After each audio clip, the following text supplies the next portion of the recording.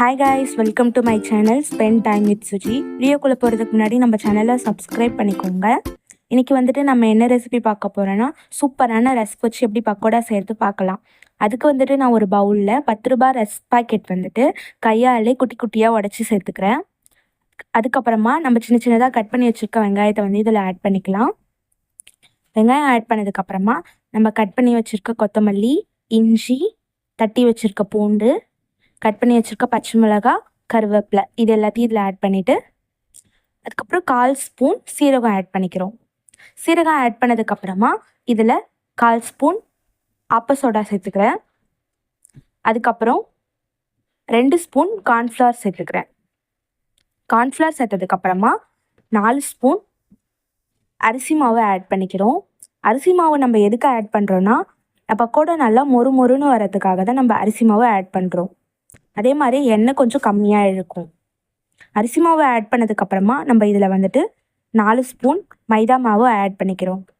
In case உங்களுக்கு மைதா விருப்பம் இல்லைன்னா நீங்கள் கடலை மாவு சேர்த்துக்கலாம் அதுக்கு பதில்.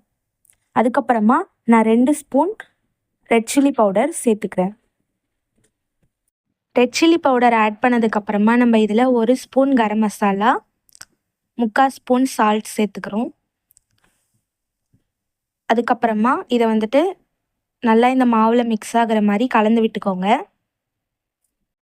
கலந்து விட்டதுக்கப்புறமா நம்ம இதில் கொஞ்சம் கொஞ்சமாக தண்ணி சேர்த்து நல்லா உதிரி உதிரியாக வர அளவுக்கு பிசைஞ்சுக்கலாம்.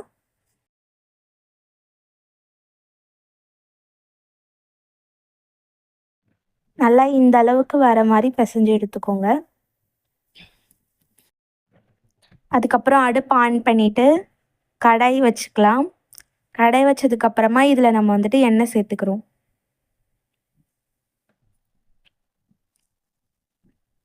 எண்ணெய் நல்லா காஞ்சதுக்கப்புறமா நம்ம வந்து ஒரு பீஸ் போட்டு செக் பண்ணி பார்க்குறோம். போட்ட உடனே அந்த பீஸ் மேலே வந்துடுச்சுன்னா எண்ணெய் காஞ்சிருச்சுன்னு அர்த்தம். அதுக்கப்புறமா கொஞ்சம் கொஞ்சமாக இதில் சேர்த்து நல்லா பொரிகிற வரைக்கும் வெயிட் பண்ணலாம். மொத்தமாக சேர்த்துறாதீங்க, உதிரி உதிரியாக சேர்த்துக்கோங்க.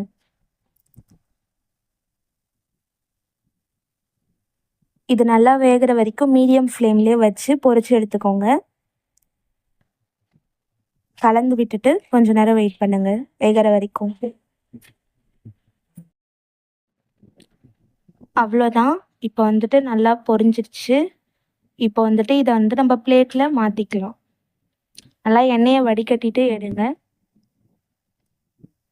இது எடுத்ததுக்கப்புறமா இதே மாதிரி மிச்சம் இருக்கிறது எல்லாத்தையும் நம்ம வந்து பொரிச்சு எடுத்துக்கலாம்.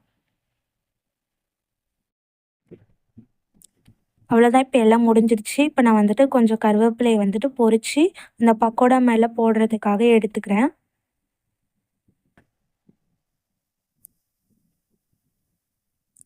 அவ்வளோதான் காய்ஸ், ரொம்பவும் சூப்பரான ரஸ்க் பக்கோடா ரெடி ஆகிடுச்சு. இதை நீங்களும் உங்கள் வீட்டில் ட்ரை பண்ணி பாருங்கள். தேங்க்யூ.